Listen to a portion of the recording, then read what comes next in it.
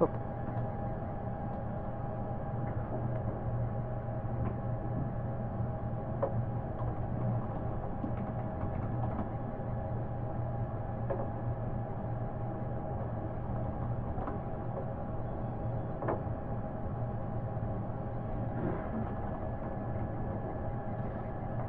No, I'll tell you, it looks like if there were one of these black and whites behind the suspect vehicle, it would look like us just following a car in traffic on the 405. There's really nothing to differentiate this, that the suspect is trying to flee in any way, other than the felony evading, that he is not complying with the officers behind him. So we're continuing northbound here on the 405, coming up on the Ventura Boulevard 101 exit here, starting to get a lot of traffic. But, you know, it's interesting that you talked about before, if we know we can run the plate, if this vehicle actually belongs to the suspect, it could be a stolen vehicle, therefore it obviously would not come back to the suspect's home address or location. But you are right, they do know the suspect, they know that he's wanted for this vandalism, more than likely a misdemeanor vandalism in the hotel room. But why he'd be running from the police and why he's running at such a slow speed here, just normal speeds, is quite the mystery here as we continue here around the northbound 405 in the Sherman Oak area. Yeah, it looks like he's staying in the left lane. You see that gore point there? That was the transition to the 101, which he passed up. So it looks like we're committed here to the northbound 405. In a pursuit intervention technique, a pit maneuver, if you will, is something they could consider. But the reason they're probably not doing it is because of all the traffic around. They don't want to send this car out of control into another innocent driver's vehicle and possibly risk that driver being injured. So again, there is a supervisor that is in charge of this pursuit. We're looking at about 4 or 5 black and whites behind the suspect vehicle. There's an additional 2 black and whites doing what's called a traffic brake behind them, slowing traffic down behind them so they don't encroach on the officers from the rear. And that is really causing a mess, as we mentioned earlier, on the northbound 405 and Sepulveda Pass. And that's going to chain reaction for probably for some good time behind here, an already crowded, busy time of the afternoon here. Coming up here on crossing Ventura, right under the Ventura Freeway, the 101 right now, as we continue southbound. But it's very interesting that this is, again, so slow, very calm, which officers like, to be quite honest. It's not a dangerous pursuit. It's not necessarily putting anybody in jeopardy right now as they continue southbound at these speeds.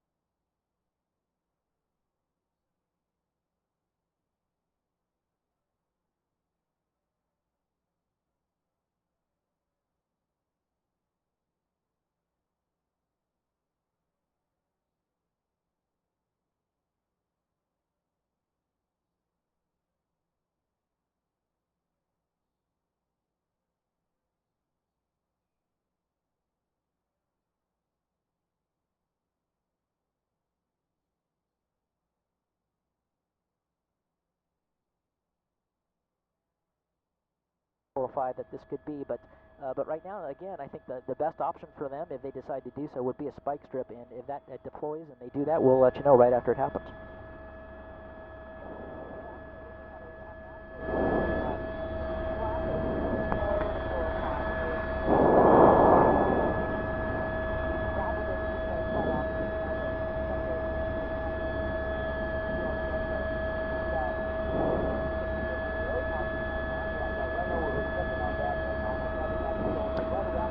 We're a little low. I'm going to bump it up.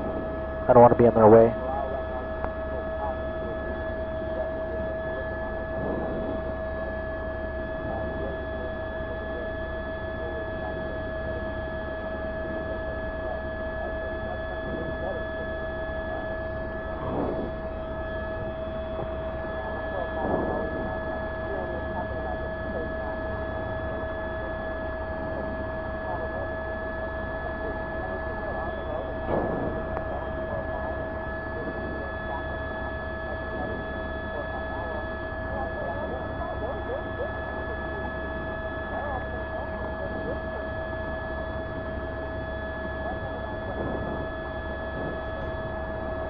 Yeah, absolutely.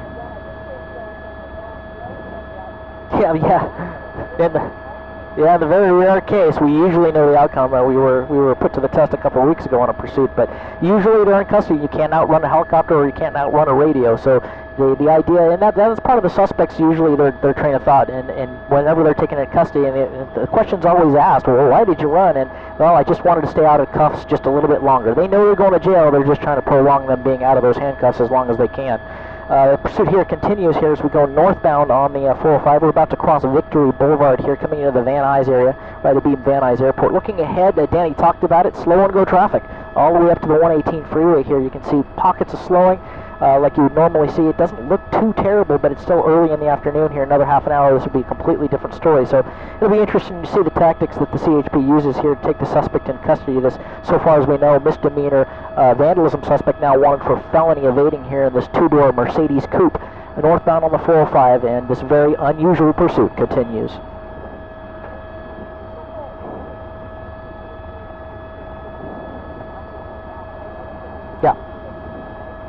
Yeah.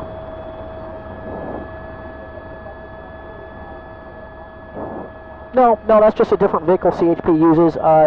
They use that to be a little less conspicuous when they're working speed traps or that type of a thing, and it's just a different look for the California Highway Patrol. A little harder to distinguish them from the black and whites there, but that's one of the new the Ford Interceptors that they have here. No, it doesn't distinguish a supervisor or a different type of officer, just another unit who happened to grab that particular vehicle today. But again, there is a supervisor involved in the pursuit, and we often talk about this, and it's a very difficult job. The supervisor job is to constantly manage the pursuit. What do we do next? Do we do this? Do we do that? Do we go into tracking? And again, they're constantly weighing how important it is to take the suspect in custody against the public safety. And right now, he's not really causing a public safety issue, so they're staying on the pursuit. If it does change, those tactics could change. But right now, they're very content with just letting the suspect drive in normal speeds and normal traffic and staying behind them and being there when they decide to give it up.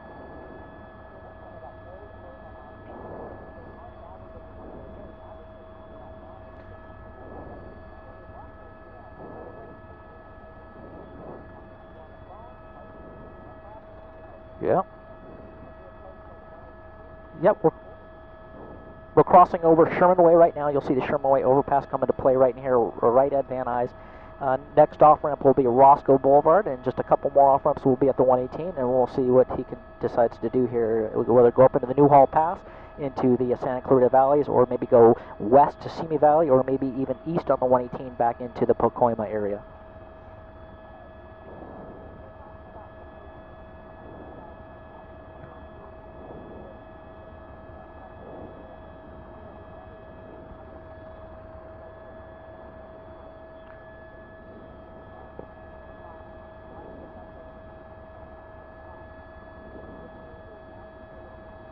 Yep.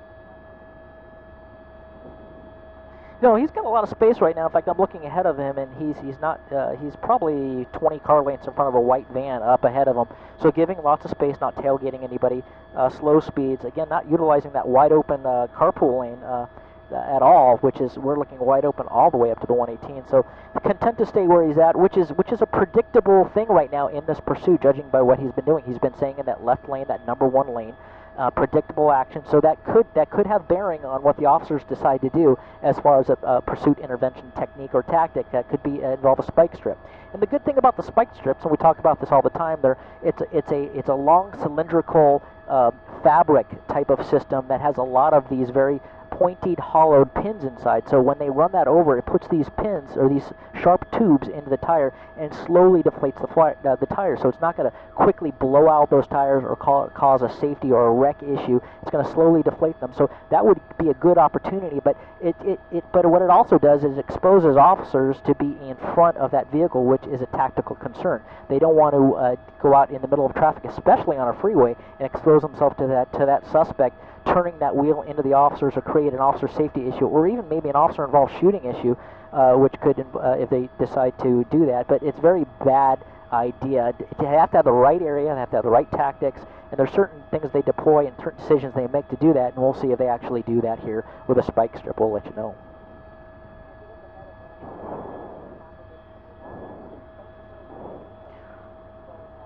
Well, it is, again, it's slow and go here between the 118. We're coming up on Roscoe here. He's moved over to the second from the right, this second of the slow lane here, right at Roscoe. That's the Roscoe on-ramp here, right near the Budweiser plant factory here. And it looks like traffic up ahead is very, very slow. But again, we see pockets of stopped and slow traffic, and then it right before the 118, it opens up again. But we're looking ahead, and again, in a patch of traffic right now, so he is maneuvering a little bit. Maybe the most we can get him on right now. Maybe an unsafe lane change. I can't tell in Air 7 right now if he's signaling or not. But again, the most egregious want right now is felony evading, and obviously the misdemeanor vandalism.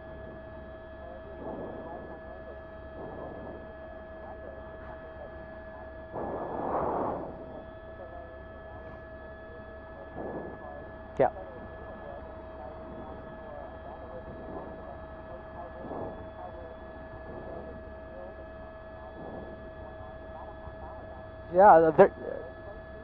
Yeah, a very rock star thing to do, the vandalism to hotel thing. So we don't know if that's going to turn out to be anything. As they approach northbound on the 405 at Nordhoff here, trashing a hotel room, you wouldn't normally see a suspect running from that, but that seems to happen in the entertainment world. But again, slow speeds here, and the traffic's starting to let up a little bit, but this is the slow and go pockets here on the 405 as you continue up towards the 118. But as we get closer to the 118 here, just past Nordhoff, it seems to, or just before Nordhoff, I should say, seems to open up right to the 118. Yeah, we'll see.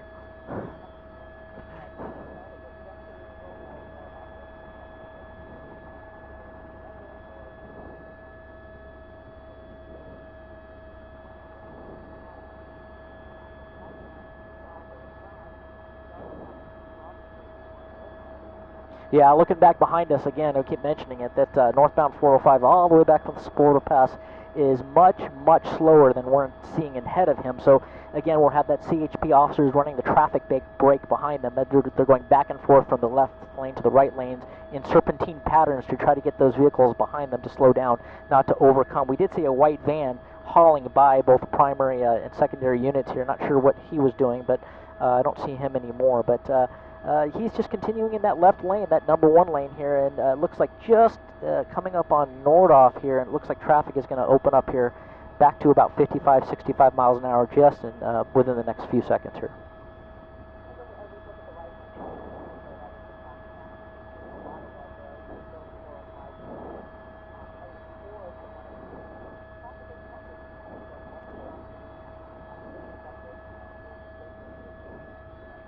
Yeah. Yep. Yeah, it looks like California Highway Patrol Air Support has taken over the pursuit from LAPD. You can see that on the bottom of your screen.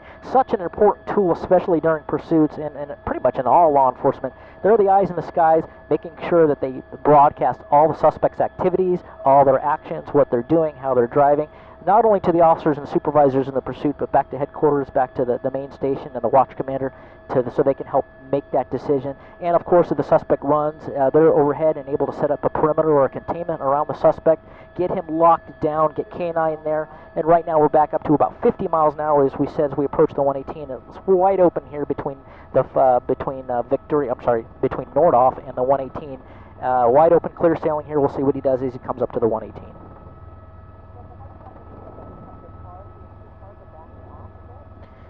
Well, no, that can be used as a tactic. They know when you have the air support tactical flight officer in the aircraft has eyes on the suspect, they know they don't have to be right on top of him. They know they don't have to be, if he bails out, they don't have to be right on top of him. It's such a valuable tool in so many ways with the infrared systems they have on board at night for the night sun systems, all the tools that they use to take suspects into custody. It actually takes some of that pressure off the officers. You don't want to be in a pursuit without air support over you, because they're the eyes in the skies. They're going to be the ones getting back up to you if you go into a pursuit of the suspect in neighborhoods that you may not know. It's very, very important for those officers to have that noise and that helicopter and a comforting noise of that helicopter overhead when you're chasing suspects. So that is the case here. CHP air support overhead, as in most pursuits, as it continues, and we looks like we're committed to the northbound 405 from the 118 approaching the 5 freeway up towards the Newhall Pass.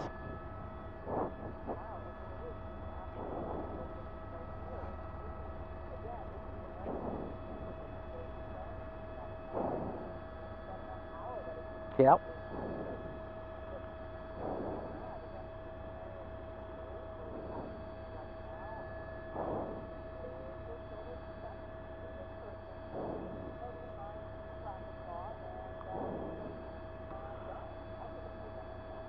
Yeah. Yeah, we're looking at about 50 miles an hour, 55 miles an hour in Air 7 HD across the ground. But we're going to run into a little pocket of traffic here as we transition from the 405 to the 5 here in the Sylmar area. That transition always gets a little slow. It's not too terrible, and not too terrible, but we're going to continue into the transition here onto the 5, and we'll be hitting that pocket of traffic. Looking ahead up on the 5 through the Newhall Pass, it looks like it is moving. It is not stopped. All the way up through the 210. I don't see any major incidents, but so far we're early enough in the afternoon that it doesn't appear to be much of a traffic issue so far.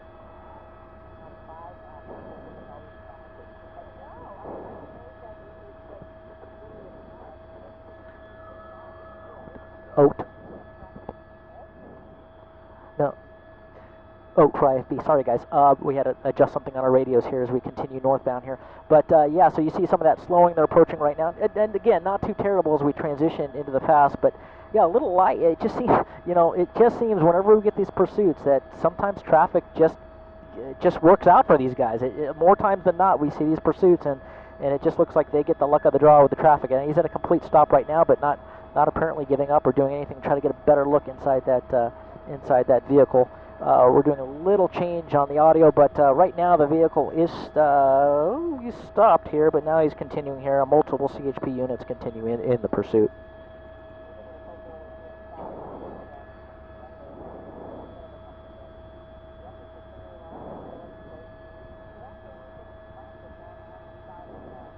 No, not at all.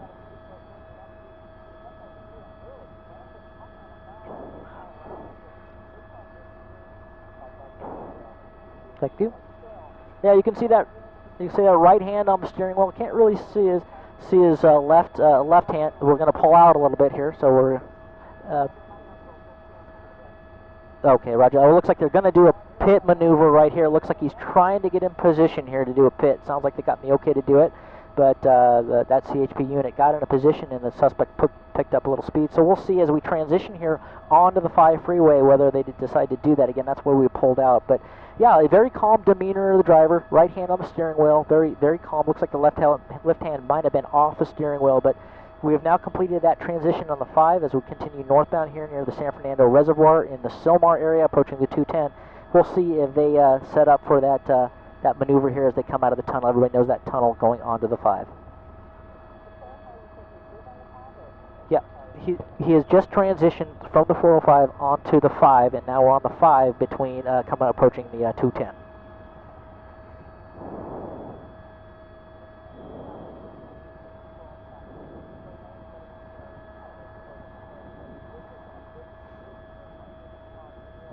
Yeah.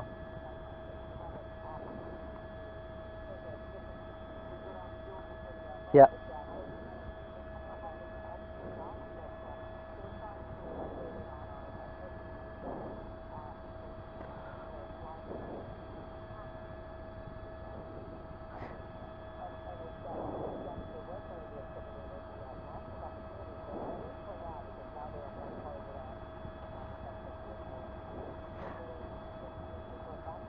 Yeah. Yeah, it looked like he got close and was getting ready to do it, and then either saw something or saw that the suspect reacted to it, trying to catch a suspect by surprise to get him to do it, but apparently he didn't, and maybe they're back off and they're reevaluating, see him trying to creep up that interceptor a little bit closer here, or maybe get another unit in there that may be pit qualified. Now, it's important to know that the officers go through specific training to do this. It's not just any officer that can do this. In fact, we're going to be passing by we just passed it by Davis Training Center here for LAPD, where their driver evoc training center is, where they actually teach that maneuver. We just passed it here on the 5 freeway, and that is where the drivers and all the officers get certified to do this particular move. They practice it over and over and over again till they get it right with the driving instructors. A very interesting move. It's kind of difficult to do, difficult to master, but everybody that is pit qualified is the only ones allowed to do it for department policy. It depends on departments, obviously, but the department policy says the only ones allowed to do it. So some of these CHP officers, I would assume, are all pit qualified, but you never know. Maybe one moved in and try to get one that has more experience doing it, or more recently trained. Those types of things are everything that these supervisors in these pursuits are weighing and making decisions on over the radio right now. Continuing northbound on the 5 freeway, coming up on the 210 right, and looking up ahead on the 5 through the Newhall Pass, it is moving at 55 miles an hour, 65 miles an hour plus, wide open.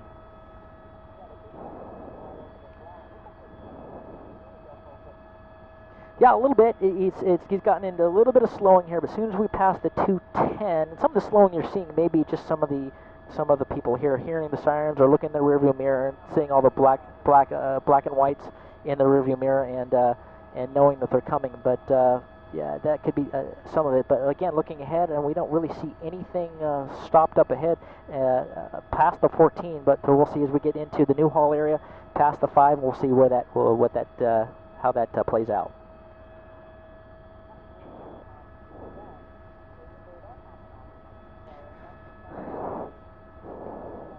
Right.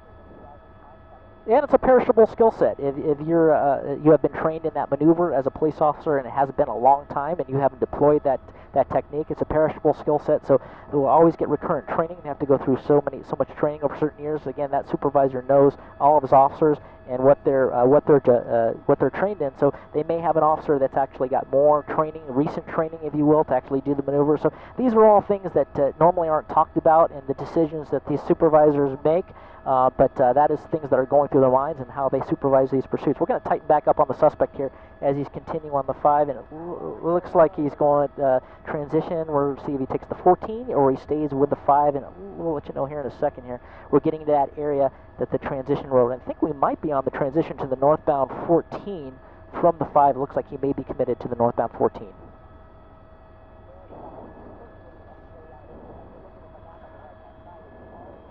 Yeah. Yeah, we're seeing the same thing in Air 7. It's clear sailing up ahead. I can't see around the corner. Oh, well, you know what? I'm looking up ahead, a little bit further up past the Sand Canyon area. It looks like there is a lot more slowing up ahead. But just in the first few miles here, the 14 off the 5, it appears to be pretty wide open.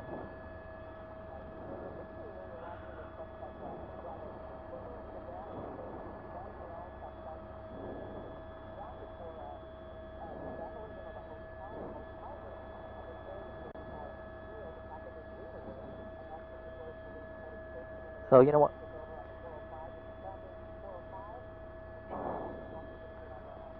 Well, guys, I'll have to correct you. I'll have to correct myself, I should say. It looks like he did transition. He took that road and did transition on the 5. That is our mistake. It looked like the truck trail there.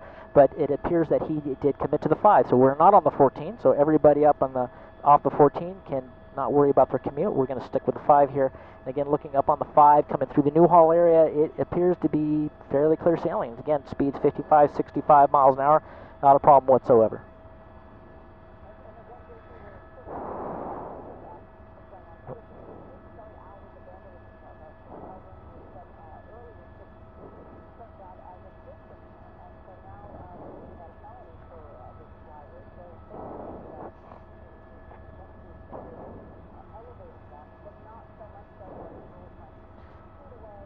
Right.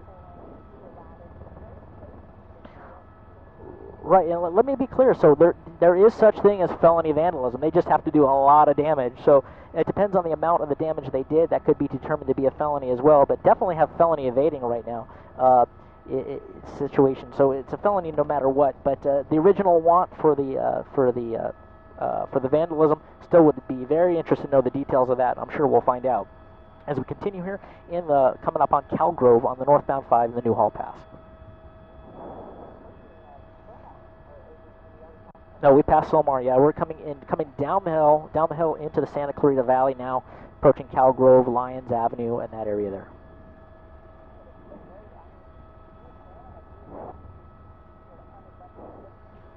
Yeah, and that's a good thing for public safety. And usually in these pursuits, Colleen and Ellen, we usually tell people, hey, you know what? If you're in the area, we let people, our viewers know that the suspect's in the area, they're driving erratically, especially when they get on side streets, just to let people know where the pursuit is, the demeanor, and the actions the driver is taking, so people can make decisions when they're watching ABC7 Eyewitness News at home, whether to bring their kids are outside, whether to bring them inside, and not have to worry about them coming down their side streets. And that's why it's so important to get the information out. In this situation, this is just another car, at least at this particular time, that's moving on the freeway, normal freeway speeds, not doing any big lane changes or anything relatively dangerous. Now, that doesn't mean that the suspect may be wanted for something more egregious, more dangerous, could have a weapon. All those things we may not know, CHP may know, so all those things have not been determined as of yet, or at least we don't know about it, but if we certainly learn about it, we'll let you know.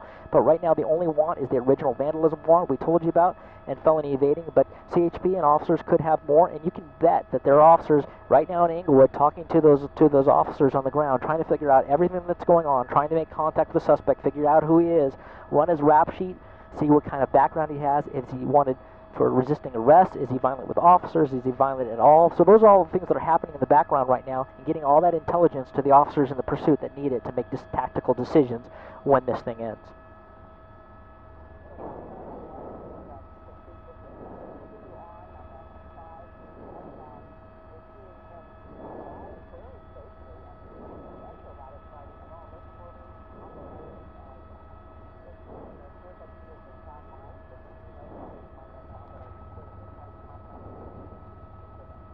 Yep, we're on the 5 here. We're about to cross Lyons Avenue off-ramp here. It looks like he's getting over to the right lane, but it's uncertain if he'll make that off-ramp. Again, we'll let you know if he does. But so far committed to the northbound 5 here, coming through the Newhall area. Looking ahead up at traffic, and we see nothing. It's wide open, 55, 65 at least, all the way up here as it goes up towards the Grapevine, towards Lake Pyramid, Castaic area. We don't see anything worth that's going to slow him down at all. Yeah, we'll pull out and show you right now. Black and whites are at least 3 or 4. You can see that. Oh, well, this is interesting. We'll see what happens here. This is unusual. Maybe using that van for cover. Well, he was going to try to. He was going to try to get in behind that van, use him for cover, and maybe pop in and surprise the suspect. But the van had different plans, so he continues northbound. But it almost looked like he wanted to maybe get a better look at the suspect or put himself in a position to do a pit maneuver. CHP air support still overhead. I'm counting 4 or 5 4 units directly behind the suspect, and another 2 units doing a traffic break behind the traffic. And there's a very large space between the back of this pursuit and the traffic there. And the traffic behind looks much, much better too. So if you're planning to come northbound on the 5 here through Santa Clarita, it doesn't look too bad as a result of this pursuit. No. Yep. We're coming up on McBean Parkway here, northbound 5. We continue looking at speeds. I'm looking at Air 7 right now, probably 55 miles per hour. Again, well below the speed limit here. But you see some of the slowing of the cars behind. I think that has to do with the emergency equipment on the vehicles. You've got 3 or 4 black and whites with their lights and sirens on. That makes a racket, especially at this lower speeds. They're going to be able to hear that, and that's probably slowing down some of that traffic ahead of the suspect. So, but again, if I look ahead, I don't see any of that slowing up ahead at all.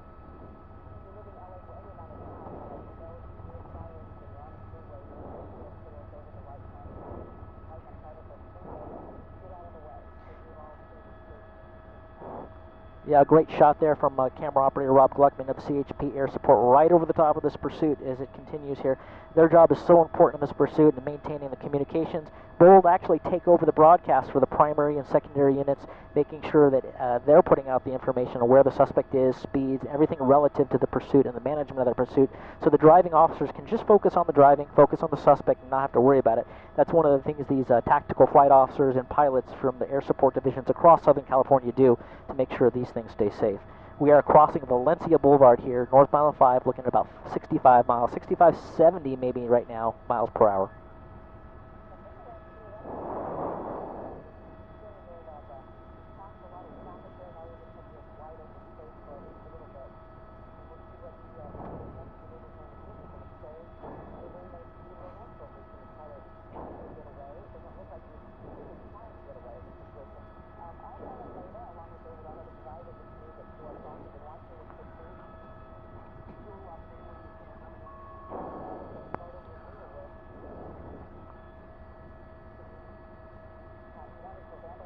Hour 30.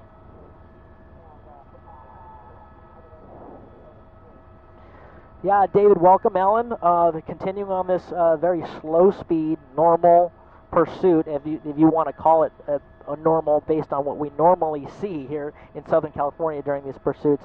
Very relatively slow speeds, safe pursuit being managed well by the California Highway Patrol. Again, started in Inglewood, where this suspect allegedly trashed a hotel room, vandalized a hotel room in the Inglewood area. Somehow, some way, Inglewood police went into pursuit of the suspect. Got on the freeway here. We picked it up northbound 405 in the West LA area, where the California Highway Patrol took over the pursuit from Inglewood. We're trying to look back to see if Inglewood is actually trailing the pursuit, where sometimes the primary agencies that initiate these pursuits stay with the pursuit to take the suspect into custody and bring him back to the area that the crime occurred. But we are continuing here northbound, and we've gone through the San Fernando Valley, up through the Newhall area, and now we're getting into the coming up on northbound 5, and the off-ramp is, we just passed, I should say, Magic Mountain Parkway, and we are approaching the 126, Highway 126 here, up in the Valencia area of this pursuit. Right now, suspect originally wanted for what we think is a misdemeanor vandalism, now obviously turned into a felony evading situation. California Highway Patrol has about 5 or 6 units in the pursuit, and it is continuing at relatively safe speeds and relatively safe driving from the suspect, who wants to get away from the officers, but not trying very hard.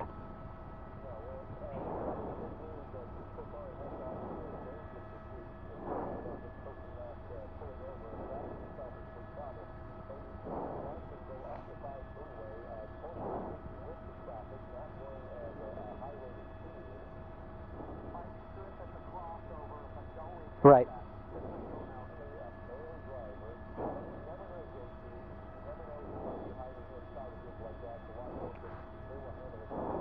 Yeah, that's the truth, David. And again, the officers on the ground may know much more than we know.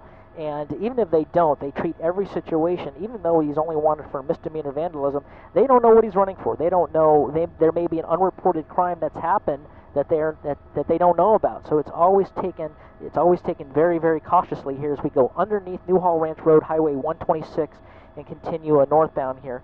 And we'll see if yeah, it was uncertain there, but we're continuing northbound here, but they just never know, so they always treat these things, rightfully so, that the suspect could and be wanted for something more serious, could have a weapon, always a concern, especially when it comes to making that pit maneuver. We talked about it earlier, that pursuit intervention technique where they disengage the back end of that vehicle with the officer's vehicle, and that becomes an issue because you're right up next to that suspect's vehicle, and if he is armed, it becomes an issue here. We are continuing here, and I will let you know cross street as we get it. But again, safe speeds. We're looking at speeds here in Air 7 at about 55 miles per hour here, and there's plenty of air support overhead, plenty of units behind, and this is a very manageable pursuit at this time. Slow, safe speeds. Now we just got to get them into custody.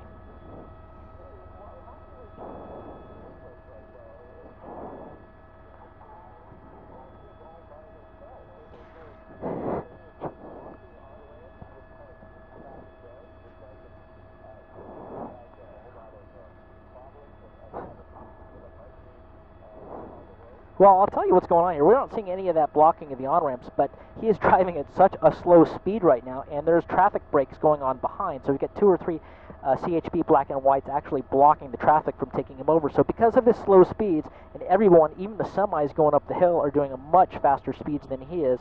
So they're all ahead. They've already got the head start because he's driving so slow. They're all gaining distance on him. So that's why it looks like it's so empty. But again, it doesn't seem to be very heavy at all up here on that 5 as we're coming up on the Hasley Canyon, coming up near Castaic area.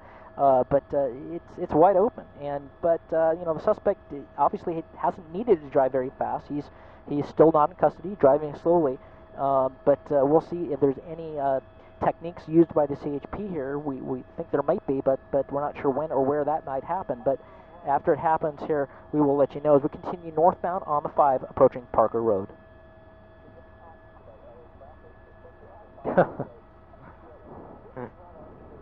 No.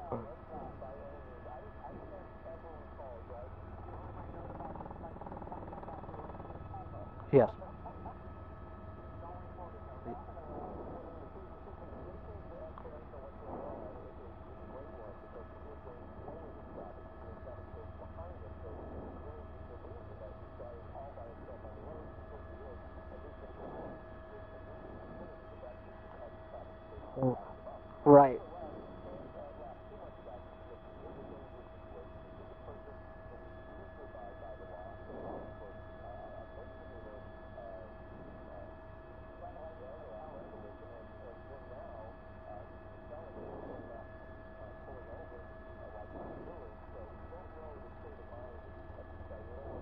Right, right.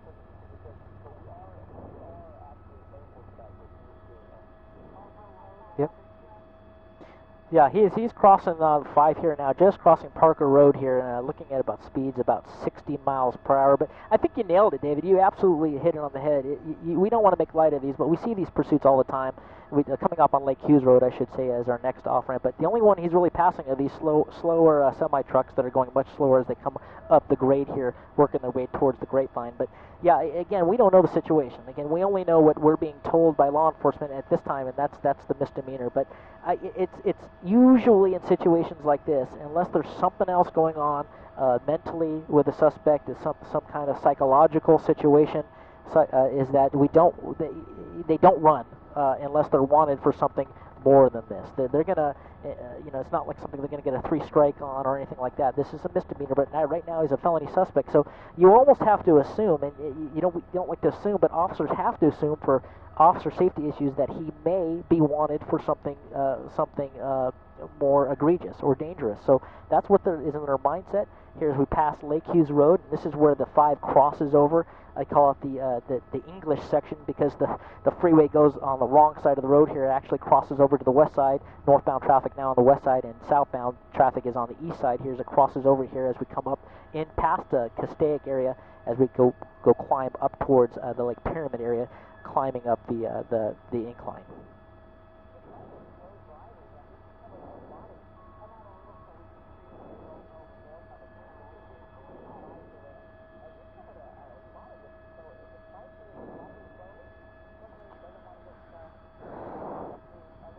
Well, no, go ahead. Obviously, his slower driving is going to make him more fuel efficient. That's for sure. So when you're driving at these speeds, the fuel he has on board is obviously going to last him a much longer time, as opposed to suspects trying to get away at 95, 100 miles an hour. But that tank's going to go a little longer. But I don't know about going up this grade at this speed either. That's going to obviously tick into that tank just quite a bit more here. But we understand there may have, we passed Lake Hughes Road. There was talk that there might have been pursuit intervention technique or tactic used in that area. Uncertain what the result of that was, but we are by Lake Hughes Road, again, Abeam Castaic Lake, as we continue northbound on the 5. It's uncertain if that had an effect on the suspect.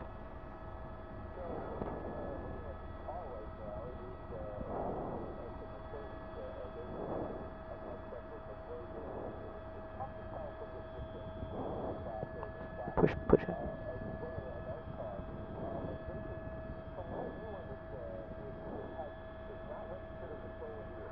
Well, right now we don't. If it is stolen, it's an unreported stolen. We haven't got any information from the California Highway Patrol that this is a stolen vehicle. But oftentimes, when there are vehicles used in the commission of a crime, that they are stolen vehicles that just may be unreported. So we're not saying that's the case in this situation, but it could be. So if they run the plate and it comes back to the registered owner and they contact the registered owner, you can be assured that officers have probably made contact or gone to the registered owner's house to figure out, hey, who is this person? Who are they? If it's not the registered owner, then they can assume that it is an unreported stolen, and or all the circumstances revolving around the vandalism of the hotel. I'm sure they're learning all that intelligence, but it very well could be the suspect's vehicle. It could be registered to the suspect. They could know exactly who they're dealing with. They could be talking to family members and trying to make contact with the suspect. And a lot of times you'll see that when the California Highway Patrol or anybody in pursuit backs off and they give them the distance and they don't try to do these intervention techniques, that they're trying to communicate with them. They're trying to talk them, say, hey, listen, what's going on? How can we help you? Almost like a negotiation in a barricaded SWAT standoff. They want to talk and they want to end this peacefully. Hey, what can we do for you? We're not going to hurt you. Those types of things are going on right now if they make contact with a suspect and they talk to a family member and they're able to get a hold of them. So that might be something that's happening again. I don't want to speculate because we just don't know, but typically in these situations, those are part of the scenarios.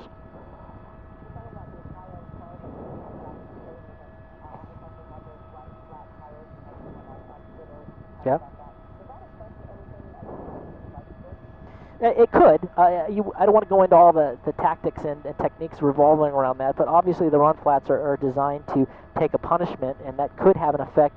It may maybe take a little bit longer, if you will, for the tires to deflate, but eventually it will have the effect it needs to have. Run flat tires are not completely, I should say, what's the word I'm looking for? They're not immune to any of that type of stuff. They're designed to, if you get a flat tire, that you can drive to somewhere safe and try to get that changed or replaced. But they're not designed to run flat forever.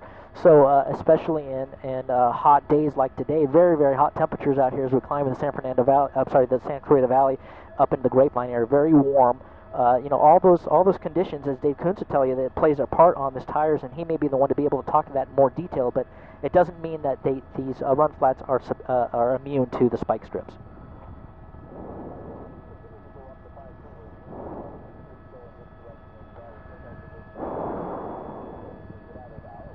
Right.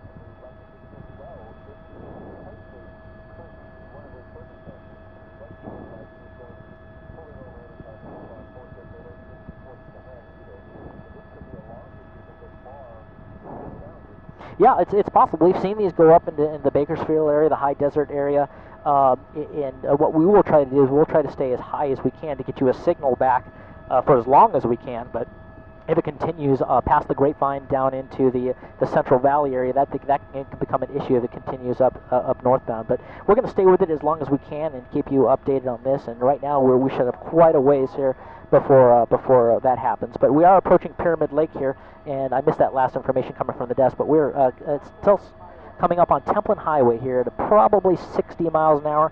And really the only one he's passing right now are the semi-trucks. All the passenger vehicles I can't even see one inside. They're all semis that are going up this very steep grade, as we all know, going up towards the Grapevine here, approaching Templin and Pyramid Lake. So the only ones that are really passing, and I can tell you not passing them very quickly on the northbound 5 are the semi-trucks. Again, I don't see a passenger vehicle in sight.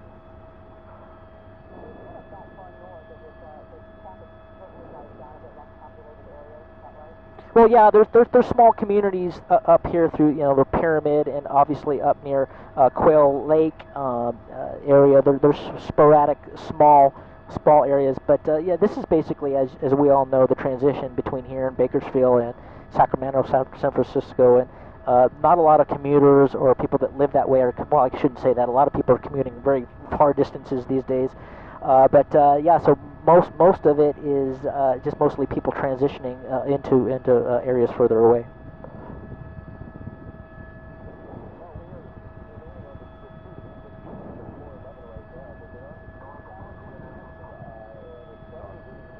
Okay.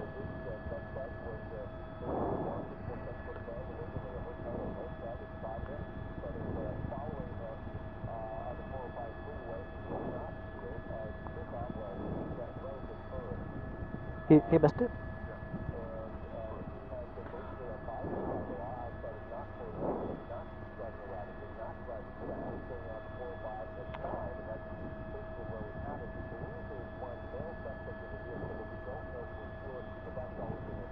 Right.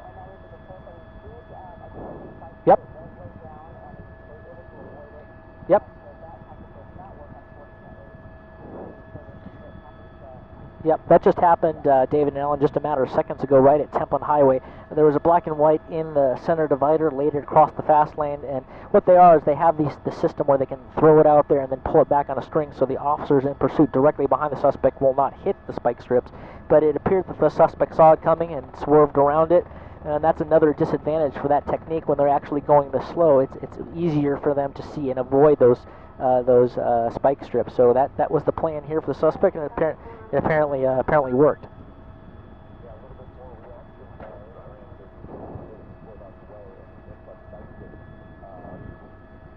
You want to? Well, I'm sure they will. Maybe in a position that they can utilize more cover, maybe utilize more concealment, if you will. That's something they may try here. Again, if that is coming up, we'll be sure to let you know after it happens or the attempt happens. We don't want to give anything away for the police tactics here, but yeah, it's difficult. It's a very difficult thing to do, especially at these speeds. They see them a mile away, so they definitely need concealment and cover in order to do it where the suspect won't see them. But this time it didn't work. It did not work. He went right by it and swerved around it.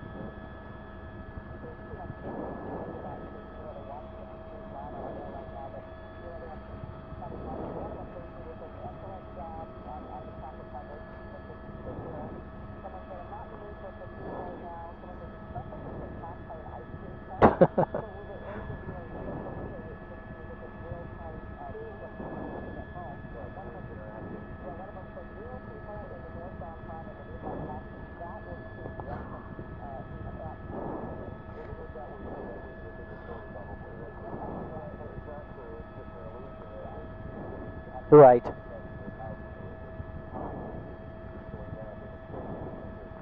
So we're going to come on, we're transitioned over to the west side of the freeway as we continue northbound. We're going to try to get a better look here on the sunlit side of the pursuit, try to get you a little better look at the driver, see if we can't see anything. You just saw his hand come out that left side window here. We are on the 5 here, the same speeds. We're looking at about 65 miles per hour, approaching Lake Pyramid here in probably another 5-10 minutes with this speed, maybe 20. I'm kidding. But continuing here, but again, we don't want to make light of this because we don't know. The thing is, yes, if it truly is just a vandalism suspect that is just wanted for trashing a hotel room, we can make light of it. But the thing is, we just don't know. And what's interesting to me is that CHP is being very, very careful. They're being very careful of the suspect. They're not being very aggressive with the suspect. They're not trying to do that pit maneuver. They did try one spike, but they're giving him a very wide berth. So there may be information, again, that we're not aware of, if they've been told, that they know that we don't know. So I want to be careful that we don't make too much light of it, because we just really don't know what the suspect is running for. There may be something going on that we just don't have information on, and that's always, and we've seen that before many, many times in these pursuits, that we find out well after the fact what exactly they were running for. When in situations just like this, we were absolutely not knowing why he was running. Very strange situation here. We'll continue to see what happens with the pursuit and how it all turns out after he's in custody.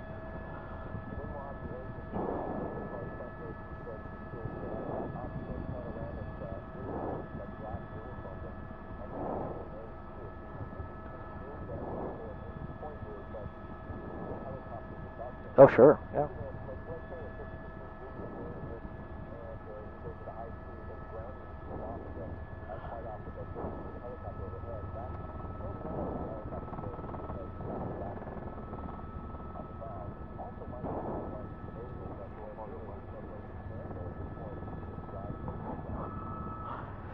Yeah, I mean, again, we're getting a closer look at the suspect here, David, and it looks like male white or maybe Hispanic, very difficult to tell, dark hair, pale complexion, dark shirt on, but again, usually in these types of pursuits, we see a lot of animated activity in them. They're moving around, their hands moving around, their heads looking left and right and up, but you can see that a little bit of movement there, but we're trying to get a better look for our viewers here, but very calm, very collected, and he's just driving along like there's nothing going on, like there's no one behind him. But yeah, they're very aware of who's overhead, and they know, again, it's just a matter of time that they're going to be taken into custody. Sometimes we've seen a situation, again, not saying that that's a situation here. Sometimes suspects will ingest any illegal narcotics or contraband they may have on board and try to ingest that so that evidence is not retrieved by officers when they are taken into custody. So we've seen that happen before. Again, not saying that's a situation here, but sometimes that is what's happening. But again, it's just continuing here on these very slow speeds here. It looks like he's getting over to the right lanes, which is unusual. So we're going to pull out just a little bit, start to slowing down a little bit to see exactly. This is something we have not seen him do. He likes to stay in that left lane, that number 1 lane, and it looks like he is slowing down just a little bit. We're looking at about 50 miles an hour here, just coming up to the south end of Lake Pyramid on the northbound 5. Yeah.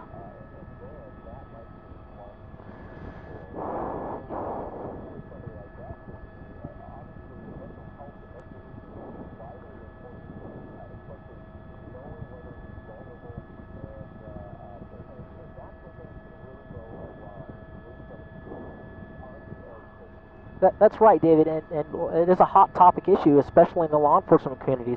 There is a lot of training that's done for officers on how to handle suspects that have the mental illness and how they react differently than a normal person would, and how to react to that. So they may not react the same way a normal a person that does not have these illnesses react. So it becomes a very difficult situation for officers to deal with, and determining what type of condition that they're in, how to best deal with that particular condition, because where you might deal with something one way in this particular condition, a suspect may not like being talked to in a certain tone or certain words, or there's so many different combinations of things that can set suspects off like this. So they may have information regarding this person's condition or their background or their medical history that's dictating the tactics that they use. Again, I go back to the supervisors in these pursuits. It's their job to ingest all this information and try to come up with some kind of a solution that is going to keep everybody safe, including the suspect, which is often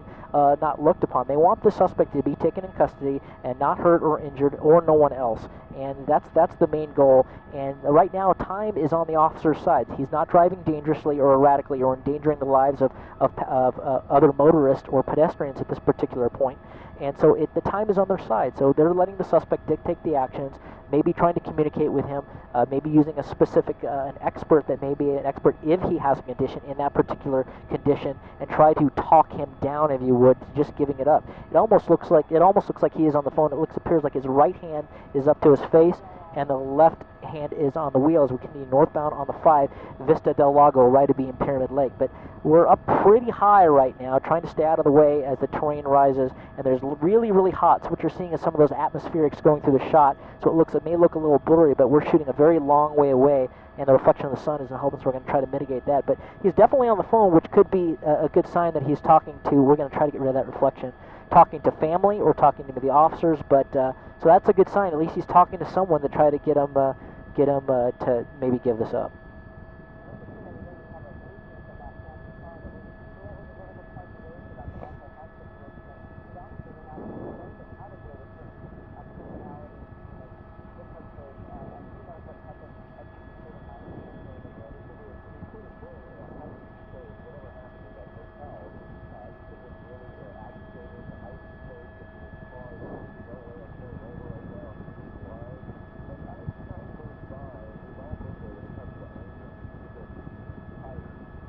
Yeah.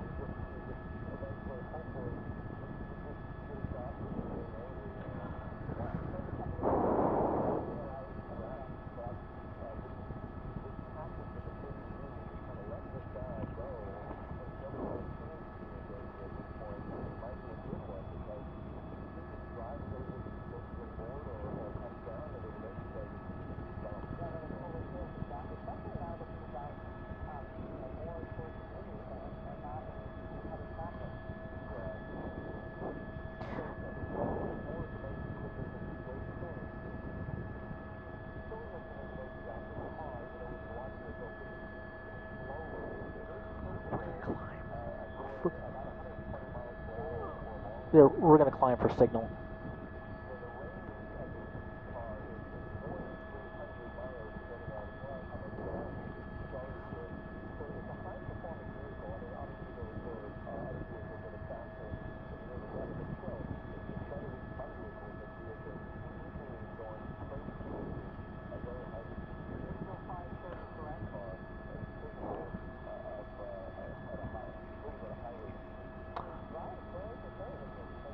Maybe.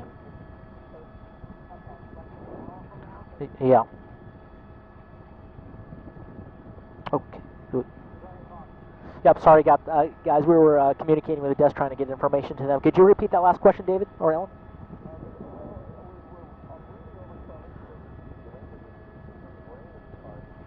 Well, yeah. I mean, there are some cars now that are actually that have that ability. Now, if this is the suspect's vehicle, I would think it might be an issue with, in order to do something like that, you would maybe have to have the registered owner's permission to do such a thing. And since if this driver is the registered owner, and turning off that vehicle may cause it to. There's a lot of questions that brings up. Now, yeah, it looks like we just passed another spike strip, and it looks like he swerved to avoid it. But yeah, it brings up a lot of those questions, and it would be really nice if officers had the ability just to call someone and turn it off. But again, legally, can they do it? Secondly, if they can do it, is it something they want to do based on their knowledge of the suspect's activities and what his demeanor is? But so many things come into play, and that's why I keep bringing up that supervisor in the pursuit and the watch commander back at the station making these decisions. And at this time, it might be just better for them to let them run out of gas or kind of just stop. But all those things would be nice if they have the ability to do that and actually just shut it down, which is something that could happen. And we'll see if that does happen. We'll know if it's running out of gas or someone actually shut it down. But it brings up a lot of questions on how and when the police can actually utilize something like that in different situations.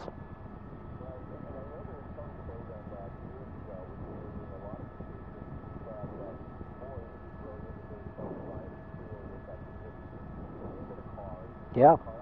Yeah.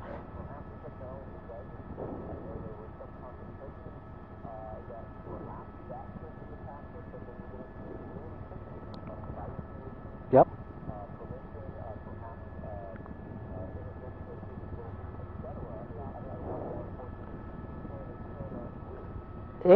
And on top of that, sorry to interrupt, David, but on top of that as well is how is the car going to react when you shut it down? Are you going to lose control of the power steering? Is that going to cause the ability for him not to control the vehicle and cause an accident with injury? All things the police would constantly think about, weighing the liability of taking a suspect into custody and the liability of hurting him or someone else.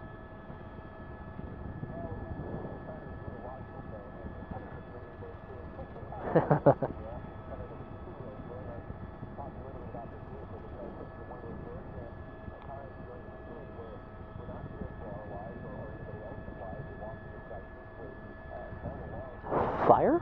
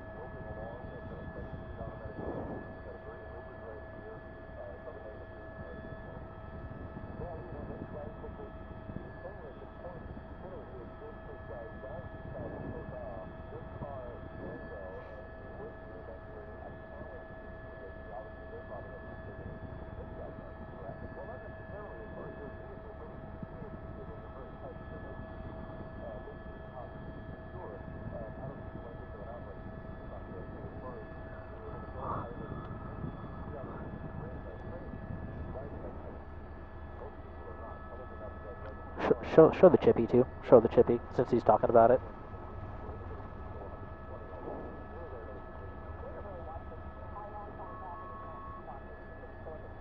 Uh, 10 minutes. What'd you say?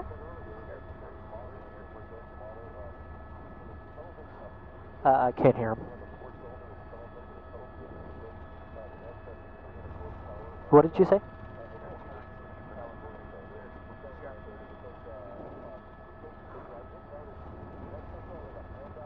Oh yeah, yep.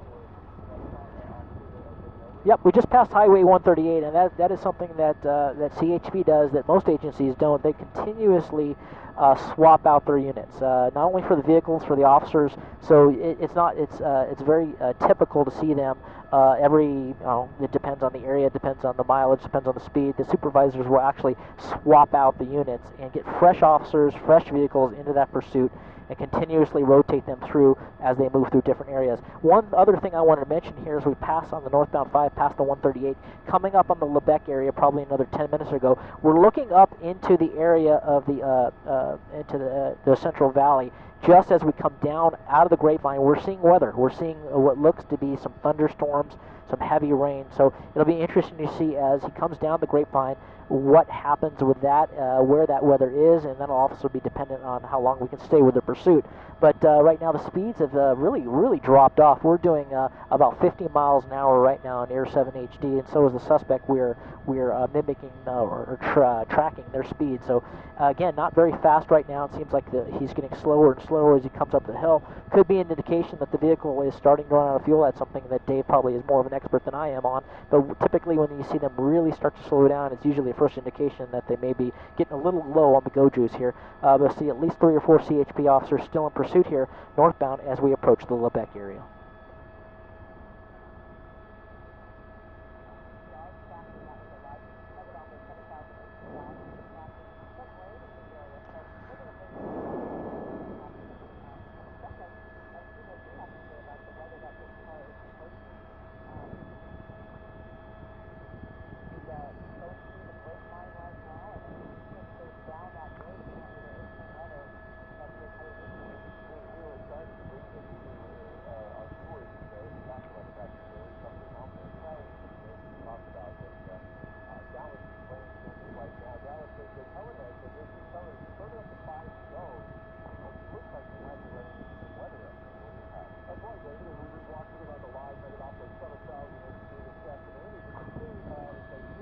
Oh, fire? Fire.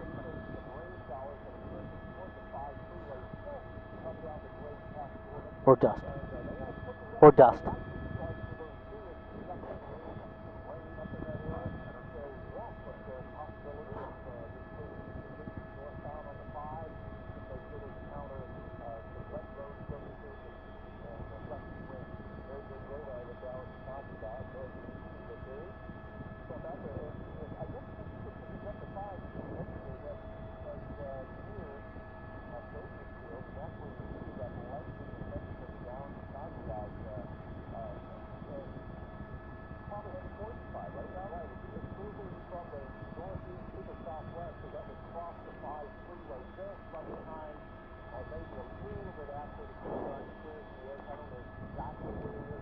Low back, low back.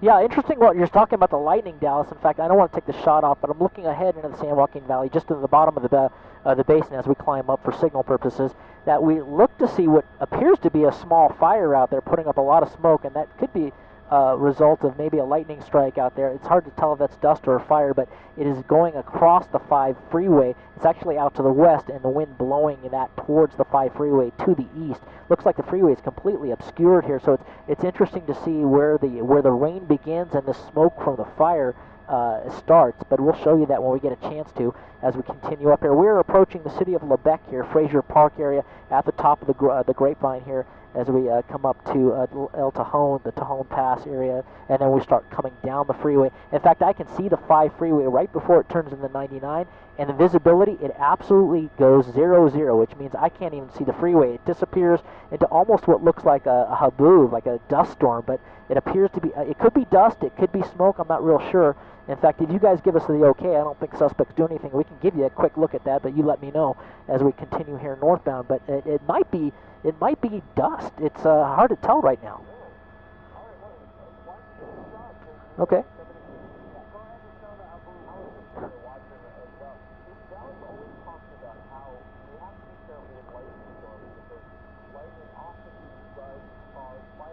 Wide, pan left, wide, pan left. Pan left, pan left, pan left. Yeah. Yeah. And we're going to pan right, Dallas. We're going to show you where the 5 freeway, you pan right, Rob. We're going to show you right where the 5 goes in, right there, pushing. You can see right where the 5 disappears into that dust. So that's where suspect's heading. And we're going to come back to the pursuit, but you can see.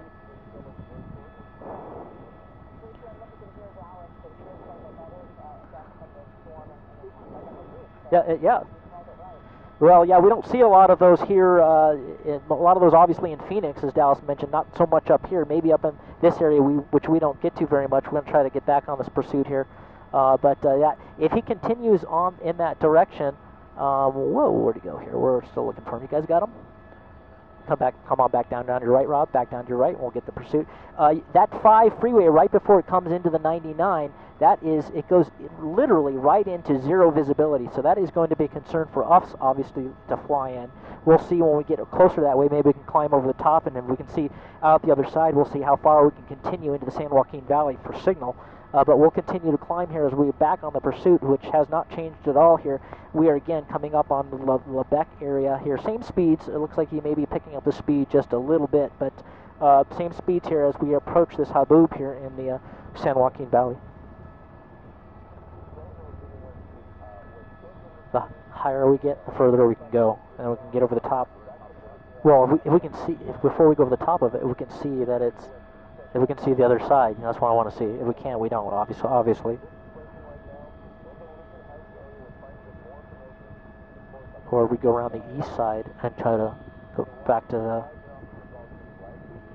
the... It may be just small. I should call, but you let me know. But that's why I'm hoping to get high enough to see past it, right?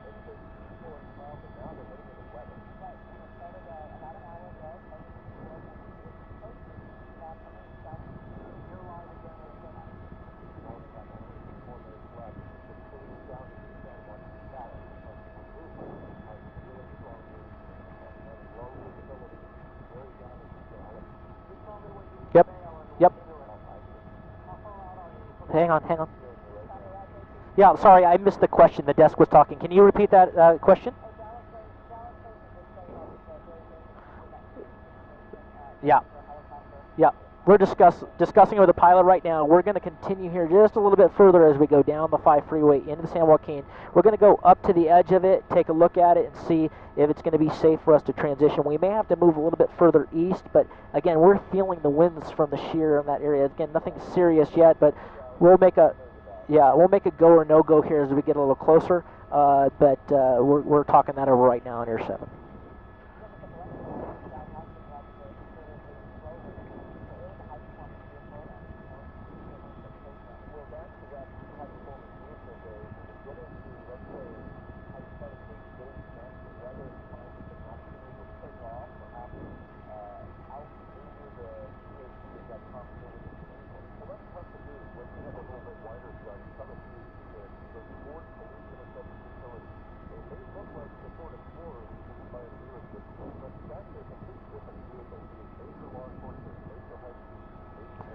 Show the vehicle. There you go. Go ahead, tighten up on him. Go ahead. Go for it.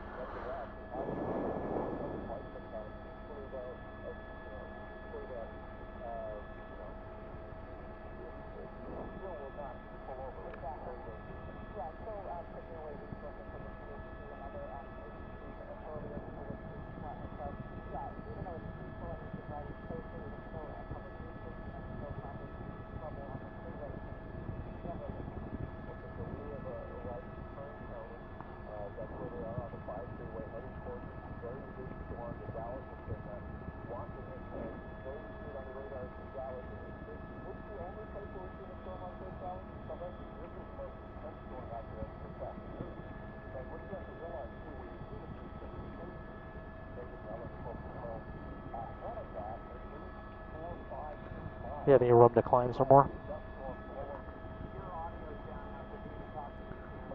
Yeah, we're climbing and we're continuing north. We're discussing, or we'll see if we can't see on the other side of it for one. And again, I don't even know how much further we can go for signal anyway. And plus fuel too. We may have to make Bakersfield as a fuel stop at this point. All right. What's that? Okay. Well, I can see. I mean, it's your call again. I can see. We go that way and then kind of look that way. Do you think that's a possibility? Yeah, I'll try that. Just start going off that way. Don't worry about the pursuit. Just cross over. Watch your levels there, Rob. You're dark. You want to see the Haboob again, guys? Okay.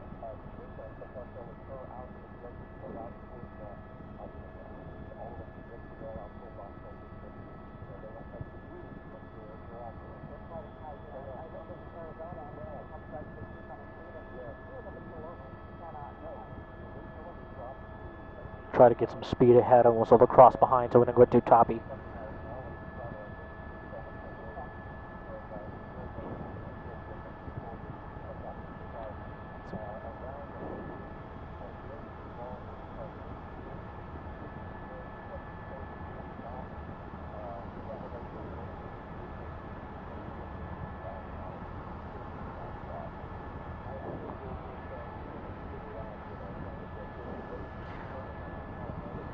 Well, we're coming up to the edge of it right now. We're up well above it, and Marcos, our pilot here, we're making a decision, as are all the other news helicopters here. Just getting a feel if we're feeling any of the effects of the wind shear that's causing us a move. And right now, so far, we haven't. A little bumpy up here, but we can actually see through the other side where it's at. It's very, very thick off to the west. It almost looks like the winds are from the west, out in the west, blowing east here. So we're going to try to move a little bit further to the east.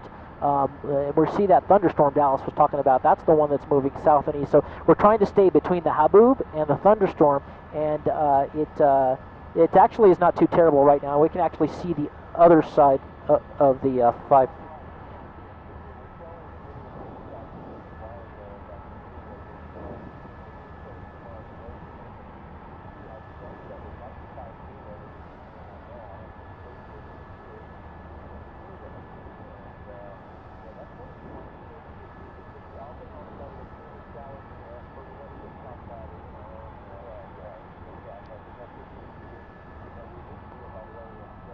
Keep climbing if you can.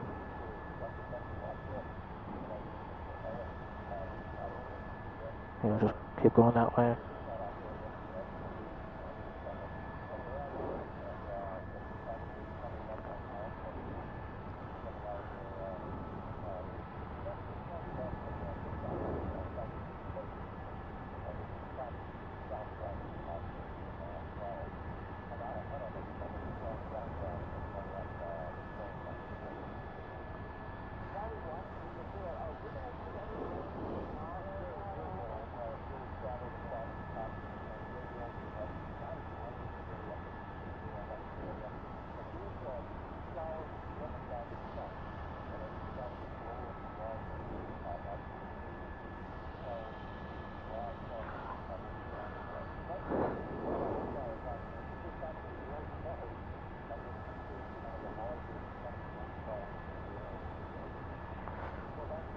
Yep.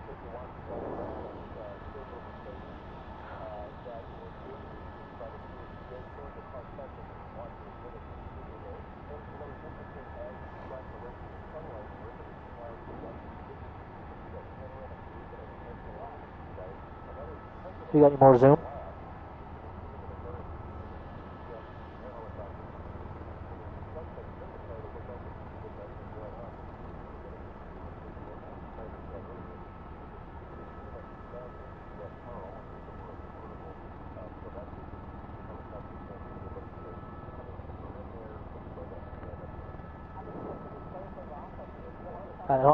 Do we have to descend? Okay, hold your altitude because of the signal. You're going to need, yeah, every bit of 10,000 if we can do it, because we're going to have to, for signal purpose. Well, there's your dust, guys.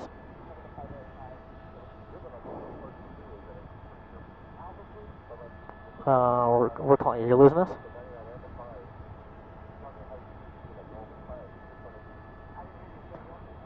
Are you asking for more altitude, right? Oh, we're 9,000 climbing. Hey guys, it looks like they're actually into that dust storm right now. So you see how that visibility's changed. We're on the leading edge of that haboob.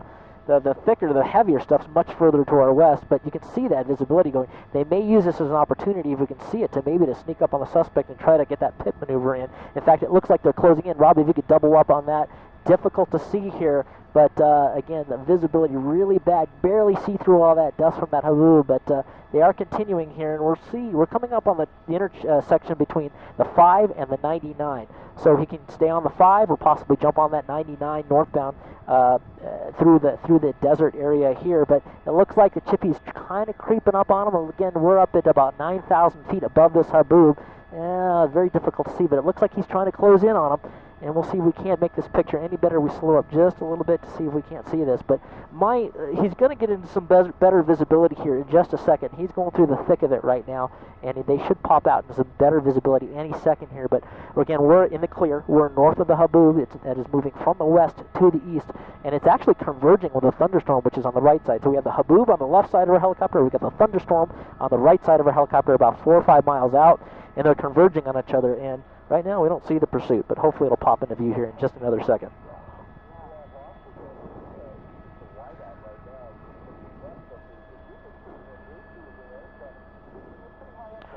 Yeah, we're up here, and then part of that is to get above the shear, and the other part of it is to maintain the signal back to the station.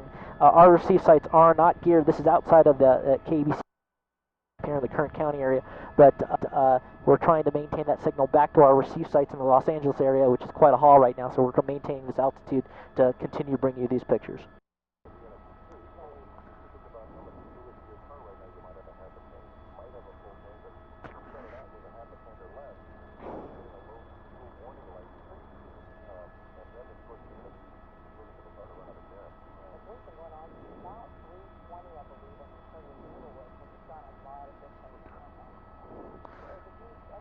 I'm not sure if that's an exit or that's actually the transition onto the 99. I think it may be the transition onto the 99. So we're trying to look back and see. We'll tell you shortly if that terminates at a straight here, but it almost looks like that may be the transition road that either goes to the 5 and back underneath the 99. We'll tell you in a second here. We're so far away right now, and I'm looking out the window here 7, and we're probably 4 or 5 miles away because of all the oh, there's going to be a pit. Oh no, that's just another vehicle. I thought that might have been a white CHP vehicle, but I guess yeah. But we see that the CHP is actually giving him a lot of room here. I believe that's him off to the left. Rob, I'm not really sure. Okay, that's him. So CHP's actually backed up quite a bit. I don't see them anywhere in the vicinity. That's very interesting. So we'll keep an eye on that here. It looks like he may be staying on the 5 freeway. Yeah.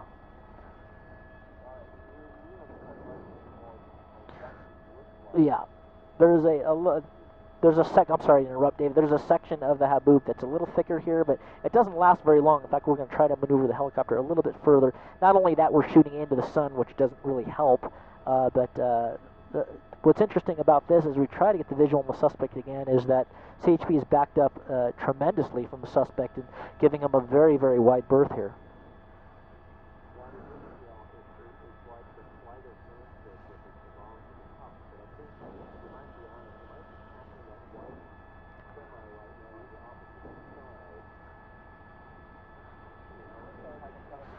Yeah.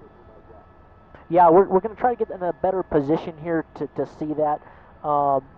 With all the dust and the light, we want to make sure we're on the right vehicle. But I did see the CHP had backed up along, and it's very difficult, especially when the CHP is not behind the suspect vehicle, to stay with the suspect vehicle. But we're pretty sure he made that transition. We're fairly certain that's him. You may have a better look in your larger monitors here, but I'm pretty certain that's him. But we don't see a CHP anywhere near him right now.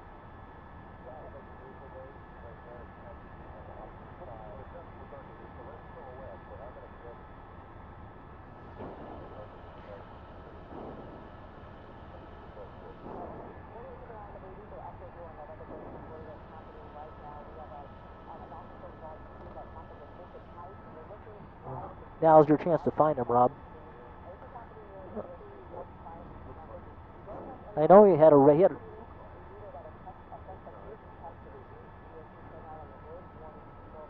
Sure? Okay, where's the car? Okay.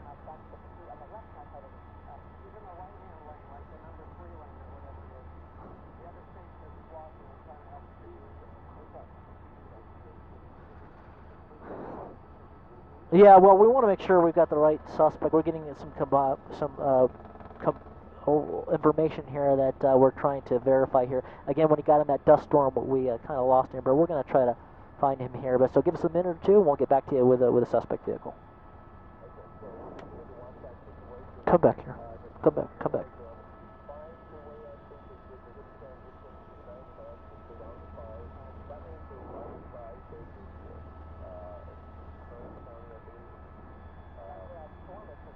Don't go too tight. I can't believe we lost it.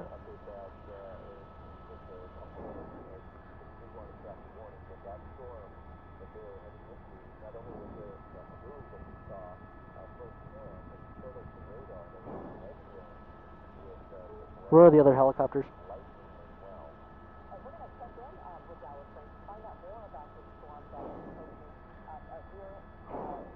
That's him. That's him. For sure.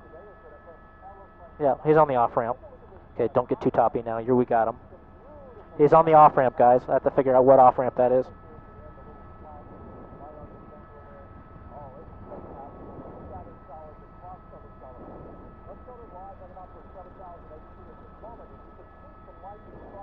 Where is that?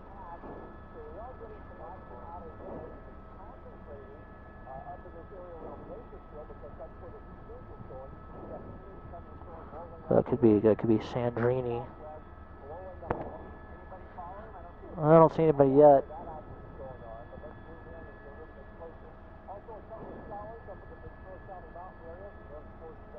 Pull out a little bit so I can see where that is, just for a street shape. Quickly.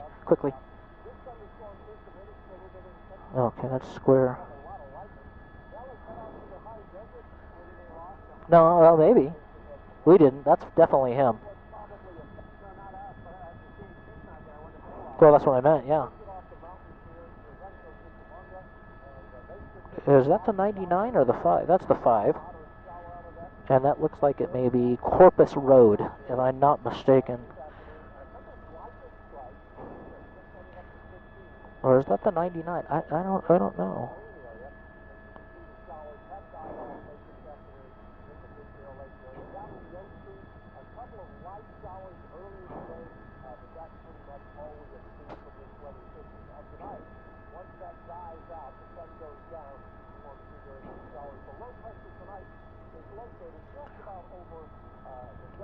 I need to know where. Oh, we're really top. We're like right over it. He looks like he's off at Maricopa Highway, we believe.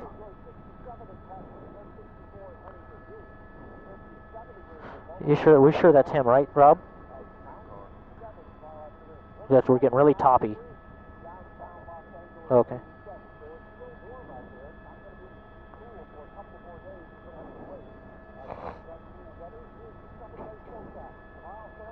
Oh, we're going to go to Bakersfield, right? Okay. Just make sure we get enough to get there. Okay, come on back in. Go tight. We're really toppy. You got to do something. Okay, he's in the parking. Okay, Maricopa Highway, and he's at a station. We're really toppy. Push in, push in. Give me the name of that station. I know, because we're right over it. You need to get some distance. I understand. Please make it happen. Chevron station on Maricopa. That's him right there. Watch it. Hold your see if you can.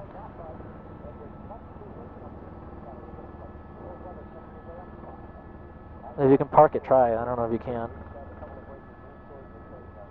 Push in tight. See if it gets out.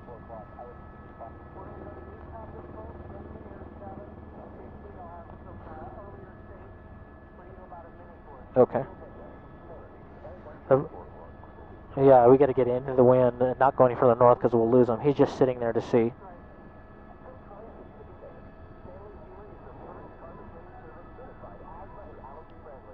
We'll come back into it. I didn't see him get out. Did you?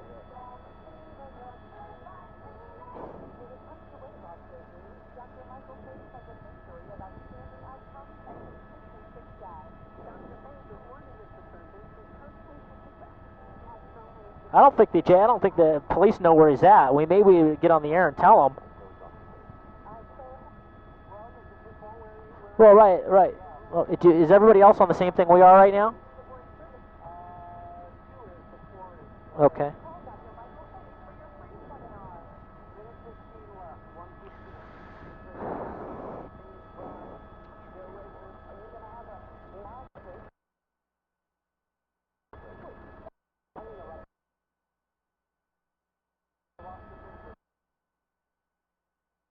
We lose any altitude?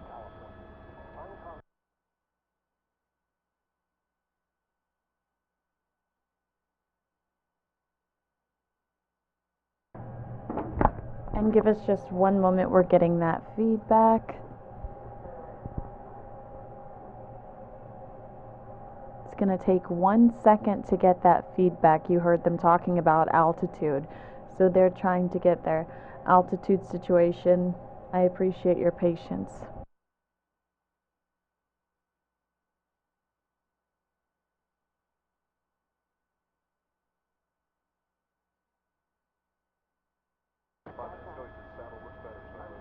That was a bad call.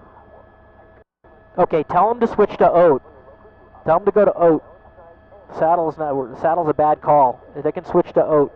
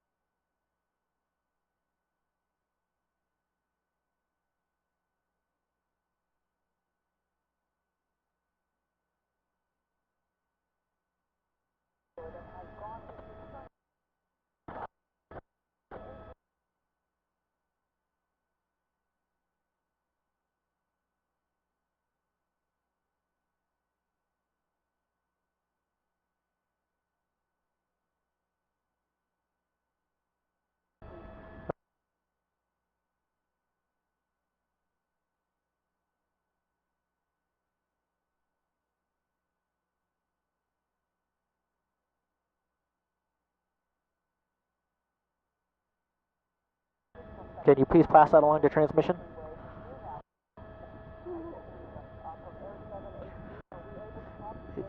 Yeah, Michelle, Mark, and can you hear me in Air 7 here?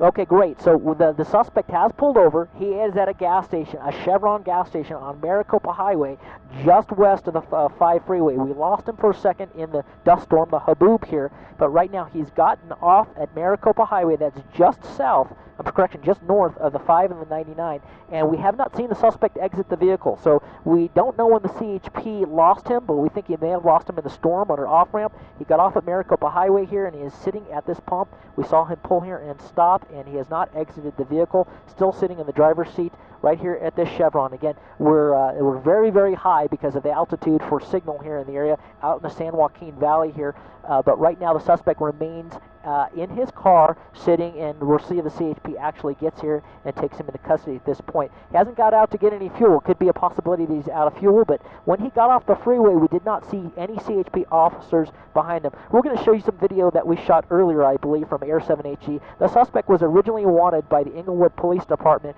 for a misdemeanor vandalism of a hotel room in Inglewood. Well, Inglewood went into pursuit of the suspect. It was eventually taken over by the CHP on the northbound 405.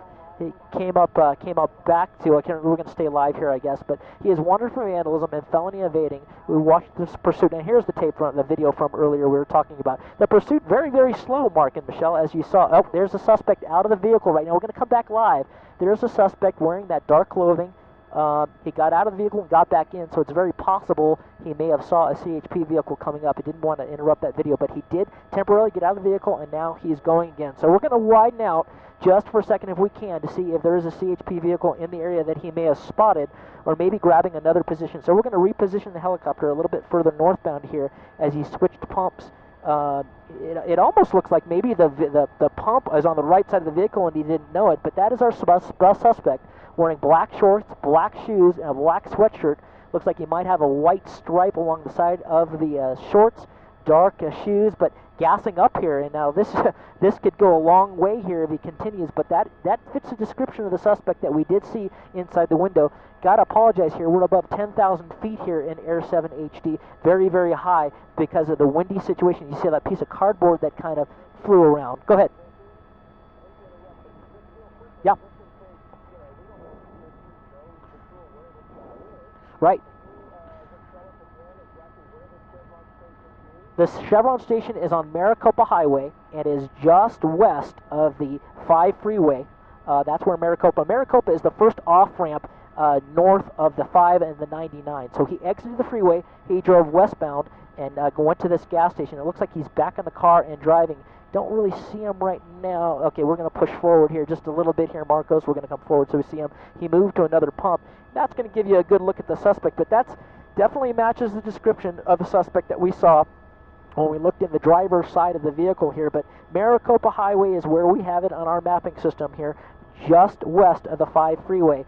Maricopa being the first exit south of where the 5 and the 99 merge. Correction, north of where the 5 and the 99 merge.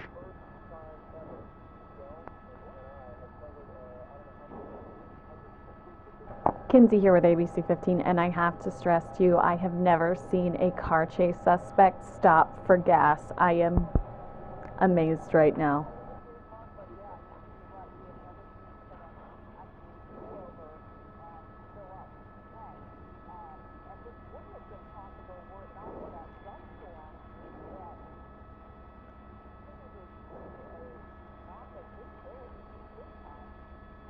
Yeah.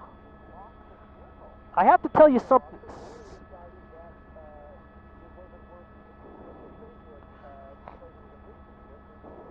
Maybe, yeah.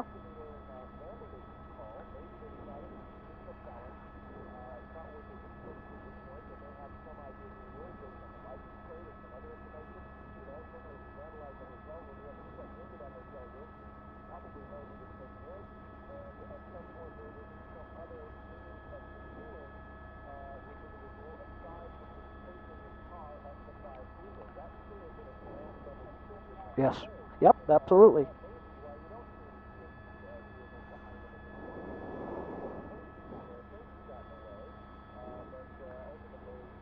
Well, Yeah, going into the Chevron with his backpack, which is unusual. Not sure if he's going to go maybe change inside, but what I found very interesting, we're going to try to get a better position for you guys, is he pulled up to the gas pumps and he got out of the vehicle to fuel, and he realized that the gas fuel area for the vehicle was on the wrong side of the vehicle. So then there he's back in the vehicle. Well, then he had to move the vehicle over to the right side, and he got out to look like he was starting to put fuel in, but I'm not sure if he did. If he did it very quickly.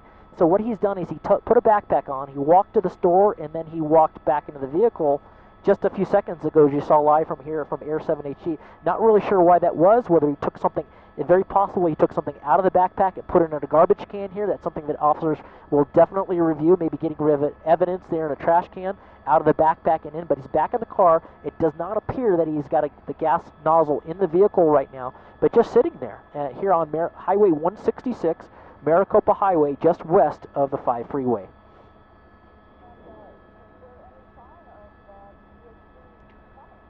Well, we're so high right now. We're at 10,500 feet, and we're trying to get so much dust around here. We're trying to get eyes outside, but I don't want to pull out too wide. In fact, maybe we can't take a quick look. We'll pull out wide. Rob Gluckman, see if we can't. There's a CHP right there, pulling in, and he's probably gonna deploy right behind the vehicle. So, and we'll see what happens here.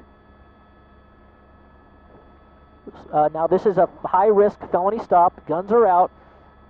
Telling commands. It looks like the suspect's he's giving up. So whatever he may have had. Oh, that's not good. That's not good at all. Yeah. So now he's complying, proning himself out. Officers giving him commands. Hopefully some backing units will get here. But what they're going to want to do is they're going to want to go to the front of that store and look at what he possibly took out of that backpack, because he wasn't there very long. Went to the front of the store, maybe hid it somewhere, put it in a trash can. I'm sure there's security video at that gas station that'll show exactly what he did. But very possible that he did something with evidence very quickly. He wasn't in that area very long. Got out of our sight and walked back to the car with the backpack and put it back into the car. So right now that officer's put out a backup call. He's going to wait for some additional units here to arrive, telling them he's got the suspect at gunpoint. Wait for them to arrive and to take him to custody. There's his backing unit. They're going to help out, maybe get 1 or 2 additional units here before they hook him up and take him into custody. Very interesting to see if they try to gather that evidence, if that was even the case. But it was very odd that he took his backpack out, walked under that area in front of the store for a second, and then took the backpack back to the car, obviously concealing whatever he did with that backpack. But again, didn't see him fuel up, but it looks like CHP has got the suspect proned out right now, just waiting for maybe another officer or 2 to take him into custody.